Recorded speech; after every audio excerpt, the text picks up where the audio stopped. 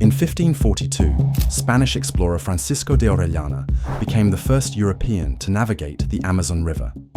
His chronicler, Gaspar de Carvajal, described vast cities, miles of settlements, and thriving populations along the water's edge.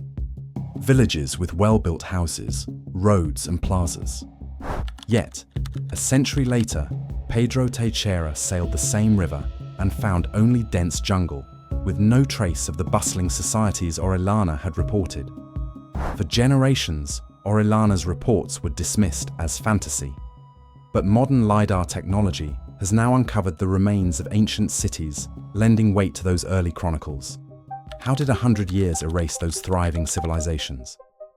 Imagine guiding your ship into the dense Amazon jungle, expecting nothing but hostile wilderness, but instead, you find sprawling settlements. This was precisely the perplexing situation faced by Francisco de Orellana in the Amazon. In 1542, his Spanish expedition navigated the entire length of the Amazon River. Friar Gaspar de Carvajal, the expedition's chronicler, meticulously documented their journey, describing encounters with numerous large villages, what seemed to be advanced societies, paved roads, and unexpectedly dense concentrations of people. It was a world far removed from the empty wilderness many back in Europe imagined. Carvajal painted a picture of continuous settlements that sometimes extended for many miles along the riverbanks. Some of these communities featured distinct plazas, open central areas, and structures that appeared to be built for defense. This level of societal organization was far beyond what the Europeans anticipated finding. In one notable instance, Carvajal described the province of Machiparo, which he claimed was under the rule of a powerful overlord. This leader reportedly controlled many large settlements and could command a fighting force numbering tens of thousands, perhaps as many as 50,000 men. But despite the detail in Carvajal's chronicle, these reports were met with widespread skepticism back in Europe. The common European perception of the Amazon was that of an untamed, sparsely inhabited wilderness, or a relatively pristine environment. The idea of large organized societies flourishing there simply didn't fit their limited worldview. Carvajal's vivid descriptions of sophisticated indigenous populations directly challenged the prevailing European narrative of primitive peoples living on an empty continent.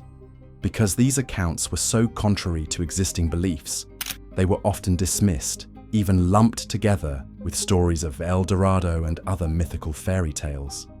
The explorers' claims were, for many, simply too incredible to be true. This skepticism was further confirmed a century later. Around 1637 to 1639, the Portuguese explorer Pedro Teixeira undertook an expedition that retraced a significant portion of Orellana's route up the Amazon River and then back down. However, what Teixeira saw was a vastly different Amazon from the one Carvajal had described. They found a region devoid of the grand settlements and the dense populations that Orellana's expedition had documented just 100 years earlier. The bustling riverbanks seemed to have fallen silent. Teixeira's findings, naturally, seemed to validate the idea that Orellana was just lying to the world in hopes of getting fame or glory. And for centuries thereafter, most historians took the side of Teixeira, dismissing Orellana's descriptions as completely false. The fact that these two drastically different accounts were only 100 years apart was perhaps what was the most astonishing. Was Francisco de Orellana truly embellishing his adventures to impress the Spanish crown, or perhaps to secure funding for future expeditions? Or perhaps some genuinely catastrophic event occurred that wiped out tens of thousands of indigenous people? Well, as it just so happens, this might have actually been the case. Recent scientific breakthroughs, employing technology Orellana could never have dreamed of, have begun to turn this entire historical debate on its head, lending incredible new credibility to Orellana's centuries-old tale of an ancient Amazonian empire.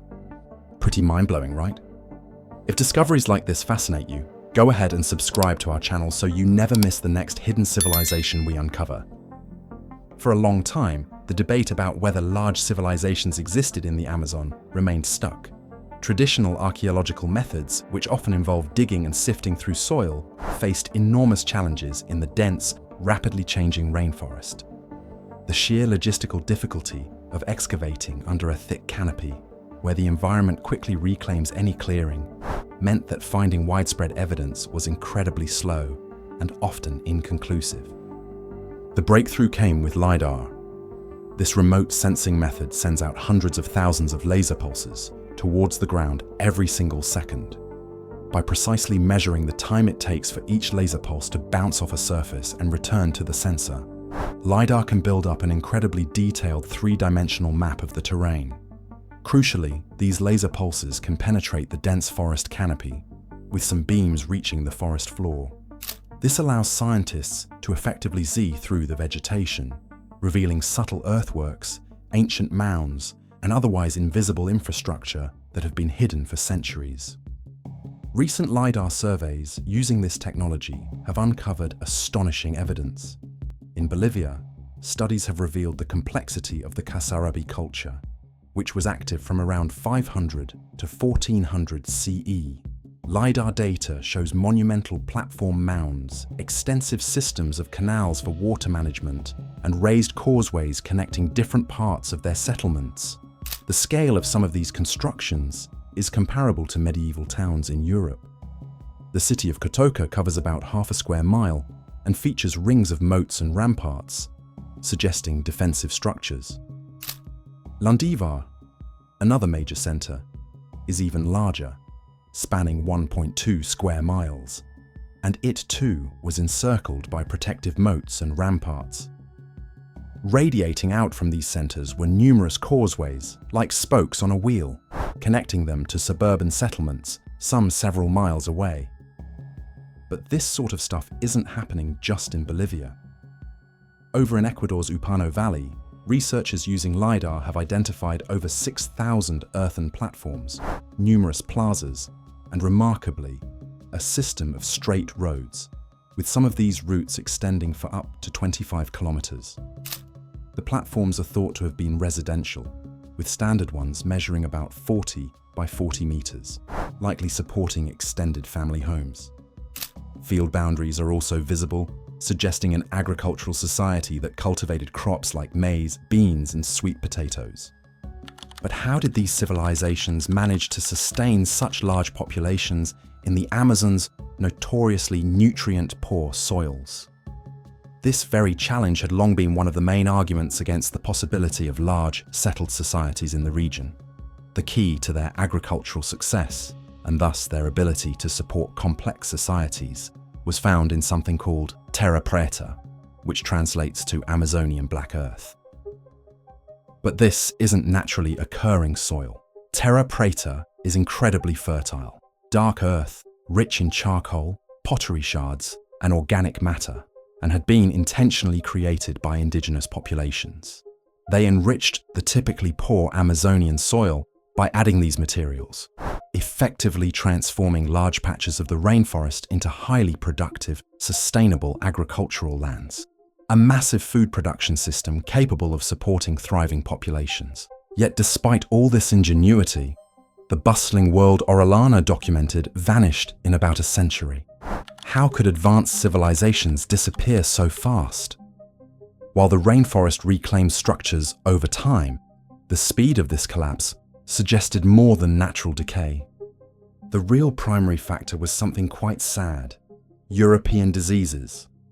Orellana's arrival unleashed pathogens like smallpox and measles, to which indigenous people had no immunity. These diseases swept through communities with terrifying speed and devastating mortality, often arriving well ahead of direct European physical presence. Pathogens traveled rapidly through existing intertribal trade networks, or were carried by survivors fleeing initial outbreaks. Estimates suggest that up to 90% of some indigenous populations were wiped out within a few generations. The societies Orellana witnessed, with their dense populations along riverbanks, might have been among the first to suffer this catastrophic impact. Some historians now even theorize that Orellana's expedition itself, or perhaps even earlier unrecorded European contacts along the coasts, may have unknowingly initiated these waves of epidemics. It's a tragic irony. The very Europeans who came seeking new lands and perhaps evidence of grand civilizations might have been the direct, albeit unintentional cause of the swift disappearance of the very cultures they were encountering. They were in essence chronicling a world that their arrival was helping to erase. While disease was undoubtedly the primary driver of this catastrophic decline, other pressures likely exacerbated the crisis, weakening these societies further. Climate fluctuations affecting agriculture, such as prolonged droughts or unexpected shifts in vital rainfall patterns crucial for their crops, could have strained food resources and led to widespread malnutrition. Additionally, internal conflicts between different Amazonian groups or periods of political instability within these often large and complex societies could have fractured their internal cohesion and their ability to respond effectively to external crises, leaving them tragically more vulnerable when the waves of deadly disease finally crashed upon them. Finally, the Amazon's unique environment played a significant role in obscuring the physical remains of these once thriving cultures from later eyes.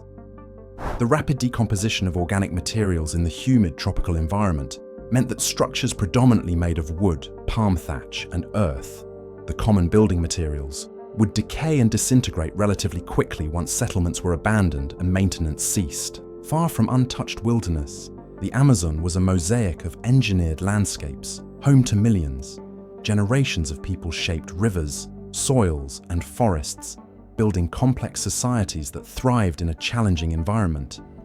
The evidence, long hidden beneath dense vegetation, is now coming to light through LiDAR and other technologies. Modern LiDAR is finally vindicating those 16th century whispers of grand cities. Each new discovery reveals more about the ingenuity and resilience of Amazonian cultures, challenging old assumptions and expanding our view of human history. If you're fascinated by how ancient innovations shape our world, subscribe to Ancestry Code for more deep dives into lost civilizations. Thanks for watching.